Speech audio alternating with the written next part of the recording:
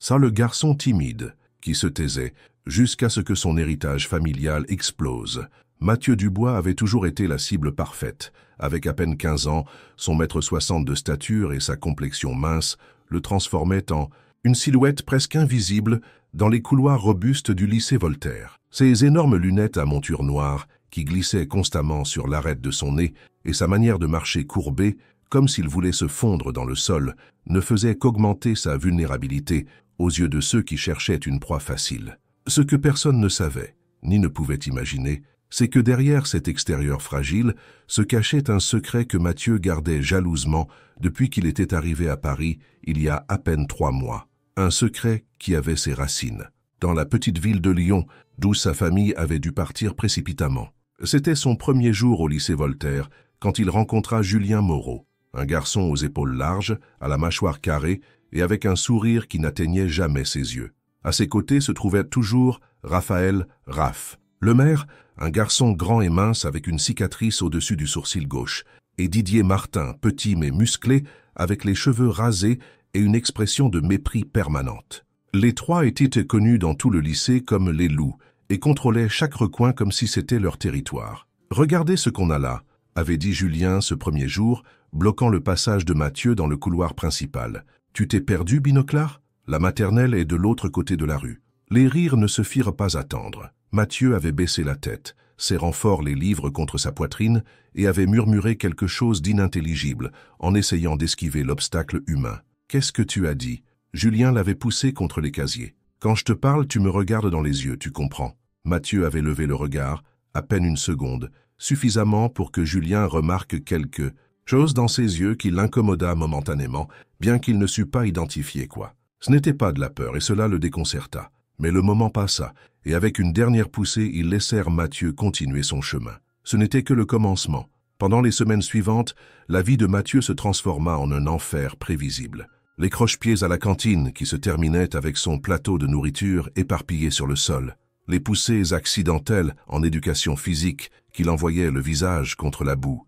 Les moqueries constantes sur son accent lyonnais qu'il essayait de dissimuler sans succès. Le vol de ses devoirs, la disparition de son sac à dos qui apparaissait ensuite dans des toilettes avec tous les livres mouillés. Et le pire, l'indifférence complète de tous les autres. Les étudiants qui détournèrent le regard quand commençait le harcèlement. Les professeurs qui faisaient comme s'ils ne voyaient rien, trop occupés à maintenir la discipline générale pour défendre un seul étudiant. La psychologue scolaire qui lui recommanda de se faire des amis comme solution à ses problèmes. « Tu devrais essayer de t'intégrer davantage », lui avait dit Madame Leclerc en notant quelque chose dans son carnet. « Peut-être rejoindre un club, faire du sport. Les garçons respectent ceux qui font des efforts. » Mathieu avait acquiescé, avec ce sourire poli qu'il avait perfectionné comme mécanisme de défense. Il ne lui dit pas qu'il avait déjà essayé, qu'il était allé aux essais de football et que Julien, qui était le capitaine de l'équipe, l'avait humilié devant tout le monde, qu'il avait essayé de rejoindre le club d'échecs et que Didier avait fait tomber accidentellement toutes les pièces au sol, qu'il avait essayé de passer inaperçu à la bibliothèque et que Raph s'était assis juste à côté de lui pour lui murmurer des insultes pendant 1 heure entière. Ce que personne ne savait, ce que Mathieu gardait comme un trésor sombre, c'était que chaque nuit, dans la solitude de sa chambre, il révisait soigneusement un petit carnet de cuir noir où il notait chaque incident, chaque nom, chaque humiliation. Ce n'était pas un journal d'apitoiement sur soi. C'était un registre méticuleux, presque clinique, du comportement de ses harceleurs. Et après, quand il finissait d'écrire, il sortait du fond de son armoire un petit sac de toile et s'entraînait. Pendant 2 heures exactes, il répétait les mouvements que son oncle Henri lui avait enseignés depuis qu'il avait 6 ans. Mouvements rapides, précis, mortels. Les techniques de défense personnelle que tout fils d'un important entrepreneur, français, entrepreneur avec des connexions qui ne se mentionnaient jamais à voix haute, devait connaître. Parce que c'était la vérité que personne au lycée Voltaire ne connaissait, Mathieu n'était pas simplement Mathieu Dubois, le garçon nouveau et faible. Il était Mathieu Lambert Dubois, le neveu d'Henri Lambert, l'un des hommes les plus craints dans certains cercles de Lyon, et le fils d'Alexandre Dubois, qui avait décidé de changer son nom de famille et de déménager sa famille à Paris quand les choses s'étaient trop compliquées à Lyon. Mathieu n'avait pas utilisé ses compétences parce que son père le lui avait expressément interdit. « Nous sommes venus ici pour recommencer à zéro », lui avait-il dit la veille, de commencer au lycée, pour être des personnes normales, pour laisser tout cela derrière nous. Promets-moi que tu ne causeras pas de problème, Mathieu. Promets-moi que tu ne montreras pas ce que tu sais faire. » Et Mathieu l'avait promis. Il avait essayé de toutes ses forces. Il avait supporté humiliation après humiliation, pensant au sacrifice de son père, à la nouvelle vie qu'ils essayaient de construire. Jusqu'à ce jeudi, le jour où tout changea. C'était un après-midi pluvieux et Mathieu était resté à la bibliothèque jusqu'à tard, travaillant sur un essai de littérature. Quand il sortit finalement, le lycée était presque vide. Presque, regardez qui est là.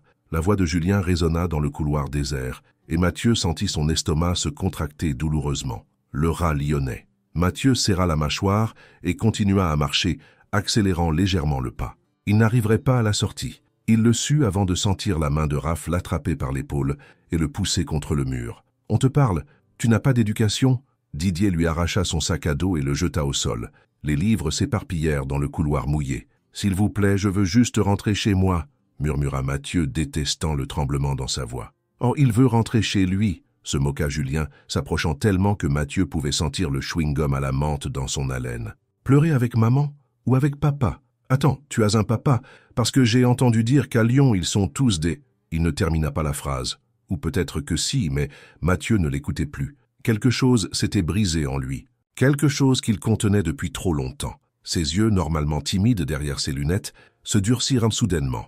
Et pendant une seconde, seulement une seconde, Julien revit cette expression inquiétante du premier jour. « Tais-toi » dit Mathieu, et sa voix sonna différemment, plus basse, plus ferme. Julien cligna des yeux, surpris par le changement soudain, mais il reprit rapidement son sourire méprisant. « Qu'est-ce que tu as dit, Lyonnais de mer ?» Il ne termina jamais la phrase. La main de Mathieu se déplaça avec une vitesse impossible, attrapant le poignet de Julien en plein air, arrêtant un coup qu'il n'avait même pas vu venir. La chose suivante que sentit Julien fut une douleur aiguë quand Mathieu tourna son bras dans un angle contre nature, l'obligeant à tomber à genoux. « J'ai dit que tu te taisais. » Raph et Didier restèrent paralysés un instant, incapables de traiter ce qu'ils voyaient. Quand ils réagirent finalement, il était trop tard. Mathieu avait déjà lâché Julien et se déplaçait avec une grâce féline qui semblait impossible chez quelqu'un de sa complexion. Le premier à attaquer fut Didier, lançant un coup de poing maladroit vers le visage de Mathieu. C'était comme frapper l'air. Mathieu glissa sur le côté, attrapa le bras tendu de Didier et utilisa son propre élan pour l'écraser contre les casiers avec un fracas métallique qui résonna dans tout le couloir. Raph, plus prudent, essaya de l'attraper par derrière, mais Mathieu avait déjà anticipé le mouvement. Avec une précision chirurgicale, son coude se planta dans le plexus solaire de Raph, le laissant sans air, plié sur lui-même et haletant. Tout s'était passé en moins de 10 secondes. Mathieu resta immobile au milieu du couloir, entouré par les 3 brutes tombées. Il n'était même pas agité. Il respirait normalement, comme s'il venait de réaliser un exercice simple.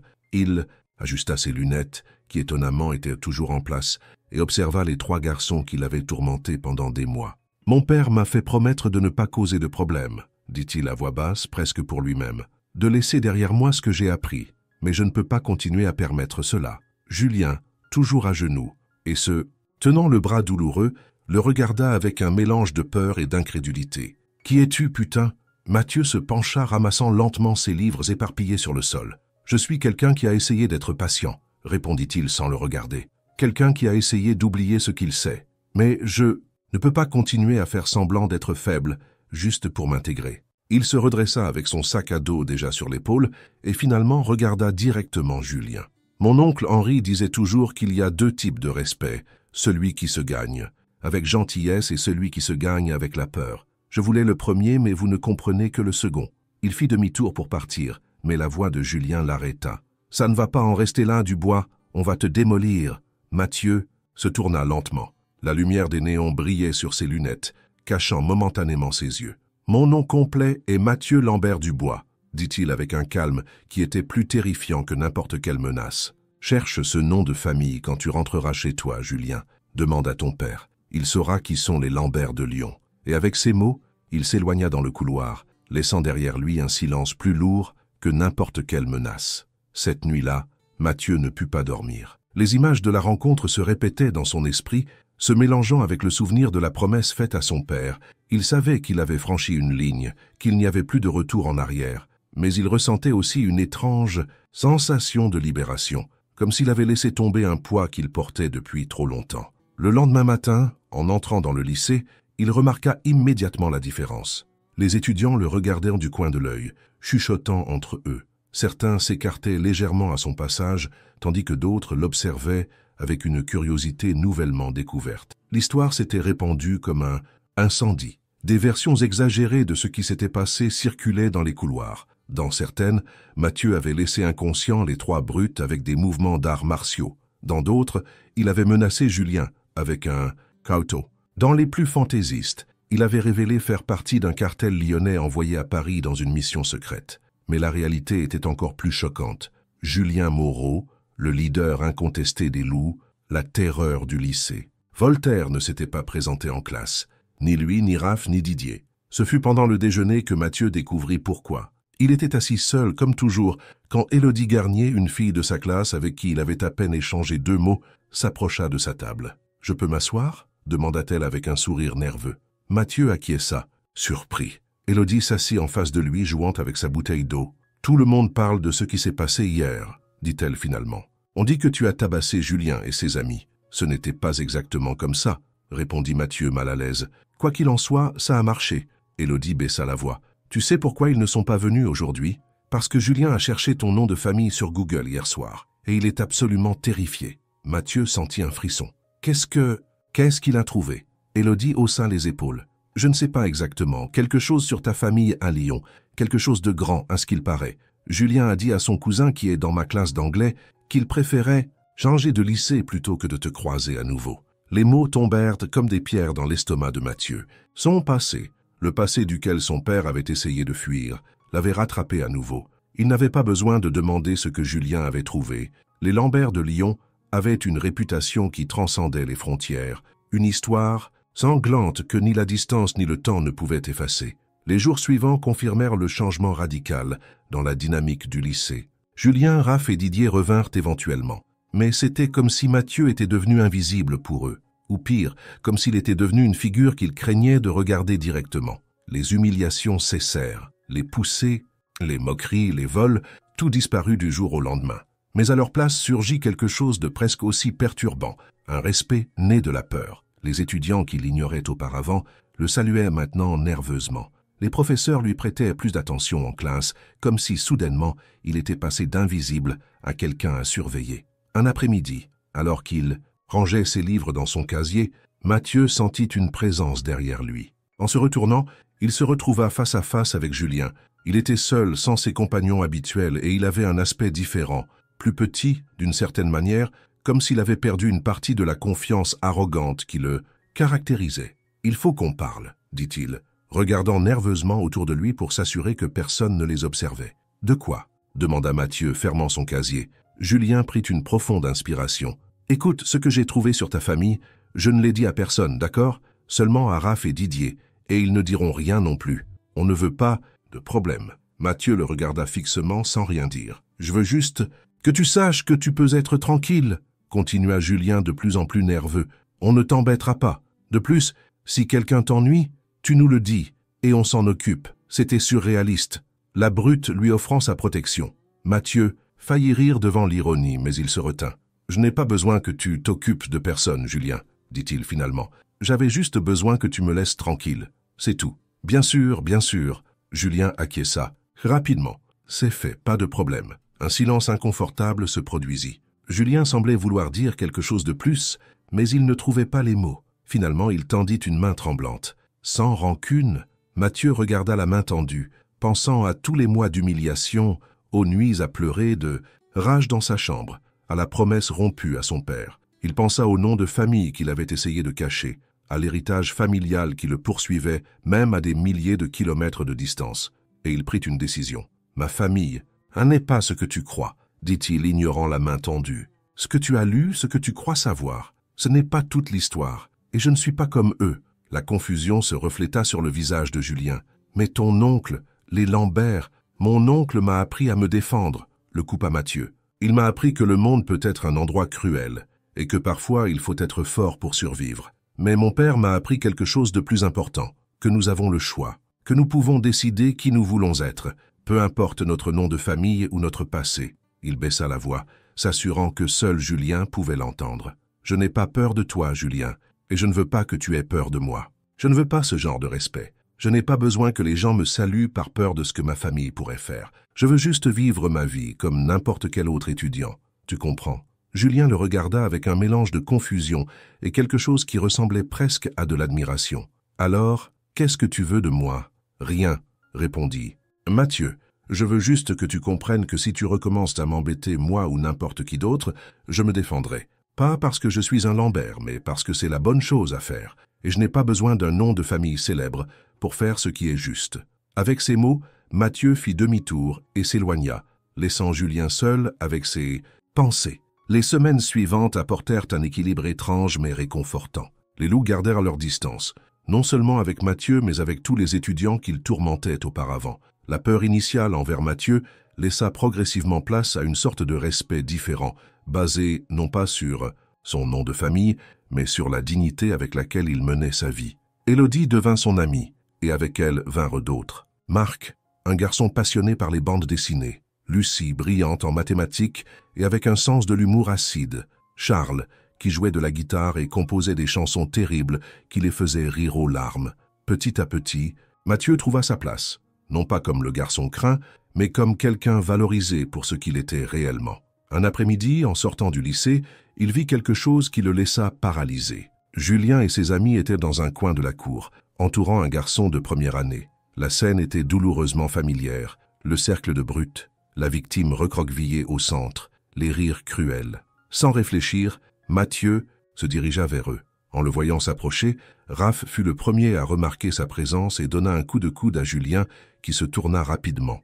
Le sourire moqueur disparut de son visage, remplacé par une expression d'alarme. « Mathieu, ce n'est pas ce que tu crois », commença-t-il à dire, mais Mathieu l'ignora, se frayant un chemin entre eux pour atteindre le garçon au centre. Il était petit, avec les cheveux roux et des taches de rousseur sur tout le visage. Il tremblait légèrement et avait les yeux rougis, bien qu'il fît clairement un effort surhumain pour ne pas pleurer. « Ça va ?» lui demanda Mathieu à voix basse. Le garçon acquiesça rapidement, trop effrayé pour parler. « Rentre chez toi », lui dit-il avec gentillesse. « Tout va bien maintenant. » Le garçon n'eut pas besoin qu'on le lui répète. Il partit en trombe, lançant un dernier regard d'incrédulité à Mathieu avant de disparaître par la porte principale. Quand ils furent seuls, Mathieu se tourna vers Julien et les autres. Il n'y avait pas de colère sur son visage, seulement une profonde déception. « Je croyais que tu avais compris », dit-il simplement. Julien eut au moins la décence de paraître honteux. On plaisantait juste avec lui, ce n'est pas si grave. « Pour lui, si », répondit Mathieu. « Pour moi, ça l'était. Vos plaisanteries peuvent ruiner la vie de quelqu'un, tu sais. » Il y eut un silence inconfortable. Finalement, Julien passa une main dans ses cheveux, clairement frustré. « C'est compliqué, d'accord? C'est ce qu'on a toujours fait. On ne sait pas être autrement. » Mathieu le regarda fixement. « Moi non plus, je ne savais pas comment me défendre sans violence, mais j'apprends. Nous pouvons tous apprendre à être meilleurs, Julien. » Et avec ces mots, il fit demi-tour et commença à s'éloigner. « Attends !» La voix de Julien l'arrêta. « Qu'est-ce que tu vas faire? Tu vas le dire à quelqu'un ?» Mathieu se tourna une dernière fois avec une expression sereine. « Non, je suis sûr que tu feras ce qui est juste. Et sinon, eh bien, tu sais que je peux me défendre. Et défendre les autres. » Cet après-midi-là, en rentrant chez lui, Mathieu trouva son père dans la cuisine, préparant le dîner. Il l'observa en silence pendant un moment, appréciant la normalité de la scène, la paix qu'ils avaient trouvée dans ce nouveau pays. « Comment s'est passée ta journée ?» demanda Alexandre Dubois en remarquant sa présence.